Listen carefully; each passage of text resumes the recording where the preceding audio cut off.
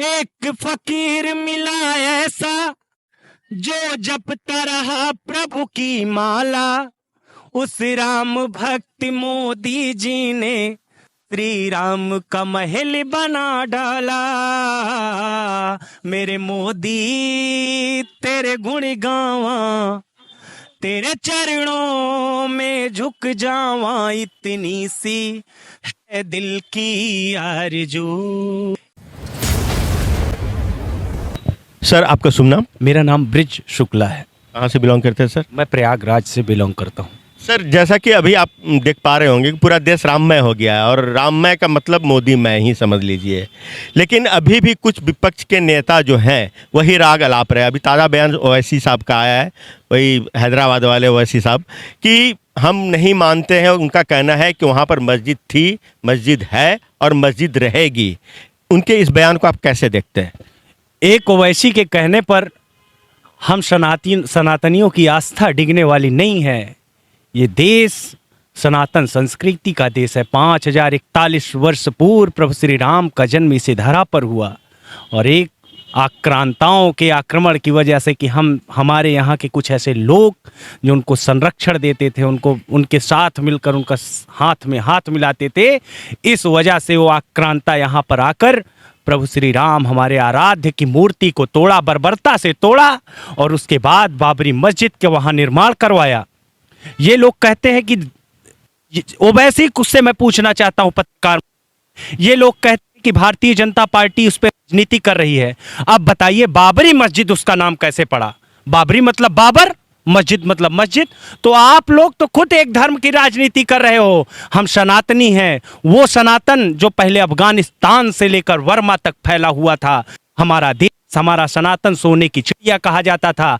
आज वहां पर राम मंदिर का ही स्थान होना था, और मंदिर वहीं बन गया। आदरणीय नरेंद्र मोदी जी के नेतृत्व में उन्हें जिस तरीके से सर्वोच्चतम न्यायालय में पैरवी कर माननीय सर्वोच्चतम न्यायालय ने फैसला दिया, माननीय सर्वोच्चतम न्यायालय के दिशा निर्देश पर आज मंदिर वही बना है जहां पे ये कहते थे कि मंदिर वही बनाएंगे, सवाल तारीख नहीं बताएंगे। तो ओवैसी को मैं इतना ही कहता हूं कि ओवैसी पढ़े लिखे तो इतने हैं, अपने आप को कहते हैं हम वरिष्ठर हैं, लेकिन उनकी सोच वही जिन्नावादी है। उनकी सोच वही है कि एक धर्म के खिलाफ बोलना, एक धर्म। सर, सवाल ये है कि ओवैसी एक न सिर्फ बैरिस्टर है, एक सांसद भी हैं, और एक सांसद संवैधानिक संस्था के अंतर्गत आता है। तो वो कैसे फिर सुप्रीम कोर्ट के जो एक फैसला है उसकी अवमानना कर सकता है? ये कहाँ संविधान को मानने वाले हैं? इनकी सोच तो सरिया में, तो सरिया को मानने वाला कहाँ संविधान मानेगा? तो वही सरिया कानून इनका होता है। ये विपक्ष आज से नहीं, ये हमेशा से ही हिंदुओं को, एक बहुसंख्यक समाज को जाति में बांटता रहा, हमेशा राम पर राजनीति करता रहा। आज आदरणीय नरेंद्र मोदी जी के नेतृत्व में देश सांस्कृतिक विरासत के साथ साथ देश संपन्नता की ओर बढ़ रहा है। अखिलेश यादव जो उत्तर प्रदेश के पूर्व मुख्यमंत्री है, उनकी राजनीति को अब आगे कैसे देख पा रहे हैं?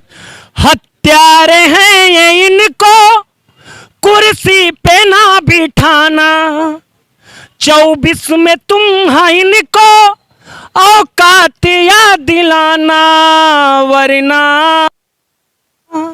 वरना कोठारी बंदूका कलेजा जलेगा। आई विपक्ष तो मंदिर का निर्माण रुकेगा। लहरेगा हरा रंग और भगवा झुकेगा। मोदी हो या हो योगी है राम दीवाने, प्रभु राम जो गवाए मोदी जी वही गाए, वरना कोठारी बंदूका कलेजा जलेगा। आई विपक्ष तो मंदिर का निर्माण रुकेगा। लहरेगा हरा रंग और भगवा झुकेगा। ये कौन थे? वही थे जिन्होंने राम भक्त कारसेवकों पर अंधाधुंध गोलियां चलवाई।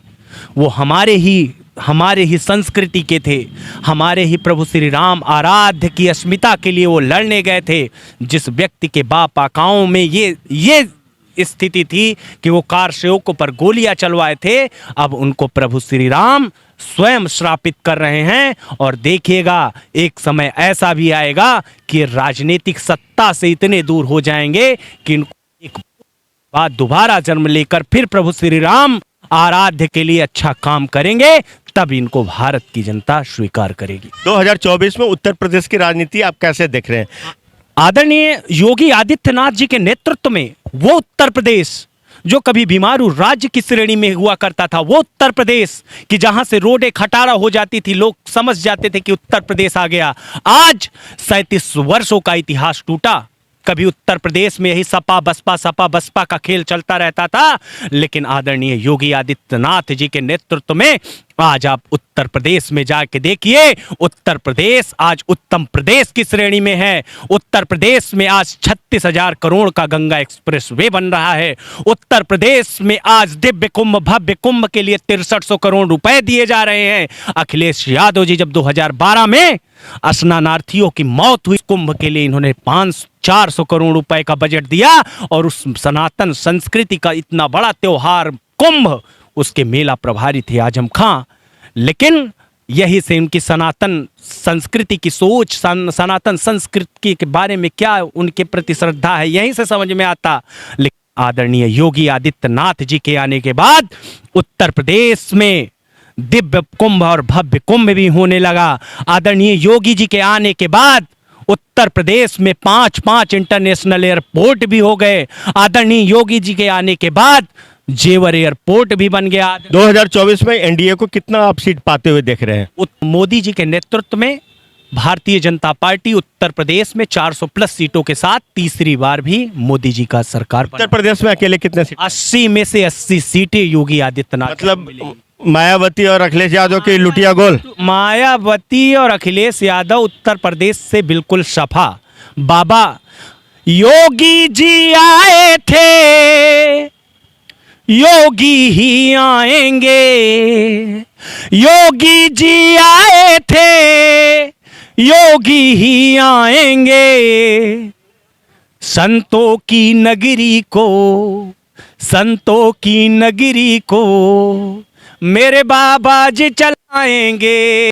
संतों की नगरी को मेरे बाबा जी चलाएंगे।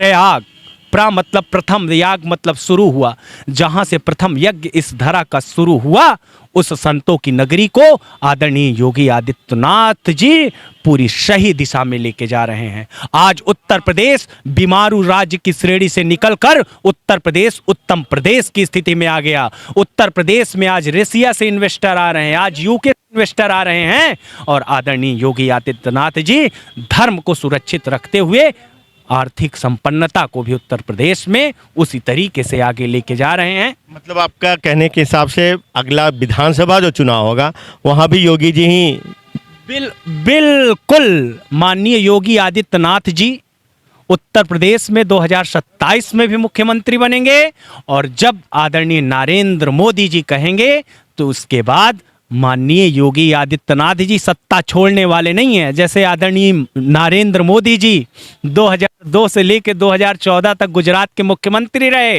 तत्पश्चात भारत के प्रधानमंत्री बने, वही संयोग बाबा जी के साथ है। 3 बार मुख्यमंत्री रहेंगे, तत्पश्चात उसी गद्दी पे विराजमान होंगे। धन्यवाद आपका।